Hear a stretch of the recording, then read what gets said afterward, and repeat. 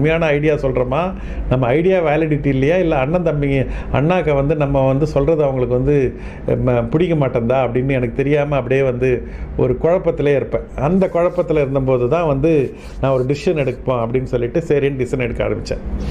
அதுதான் வந்து என் லைஃப்பில் வந்து உங்களுக்கு வந்து 2 சாய்ஸ் இருக்கும். You can discuss are you can decide. People who discuss don't decide and people who decide don't discuss. நான் வந்து டிசைட் பண்ணிட்டேன், நான் வந்து ஆண்டர்ப்ரனர் ஆகணும் அப்படின்னு சொல்லி அன்னைக்கு வந்து எழுதுனது தான். ஒரு புக்கை எடுத்து 5 கோடி ரூபாய் டேர்ன் ஓவர் பண்ணணும் அப்படின்னு சொல்லி ஒரு நோட் புக்கில் எழுதிட்டேன். அவ்வளோதான் என்னுடைய வாழ்க்கையை வந்து அதோட வந்து அண்ணாக்கிட்ட இந்த வெளியே வந்துட்டு நானே இந்த புது பிஸ்னஸ் ஆரம்பிக்கணும்னு முடிவு பண்ணிட்டேன். என்ன பிஸ்னஸ் ஆரம்பிக்கணும்னு யோசிக்கும் போது தான் எனக்கு வந்து அப்போ அந்த நான் அண்ணா கூட தான் ஒர்க் பண்ணும்போது தான் அந்த மீரா ஹெர்பல் பவுடர் நான் தான் வந்து அதை ரீலான்ச் பண்ணி அதை கொஞ்சம் பரபரப்பாக அது வந்து விற்கிறதுக்கான எல்லா இதுவும் பண்ணியிருந்தேன் நான். அதனால் அந்த எக்ஸ்பீரியன்ஸ்லாம் இருந்தது. வெல்வெட்டில் எக்ஸ்பீரியன்ஸ் இருந்தது, சிக்கில் இருந்தது, மீரா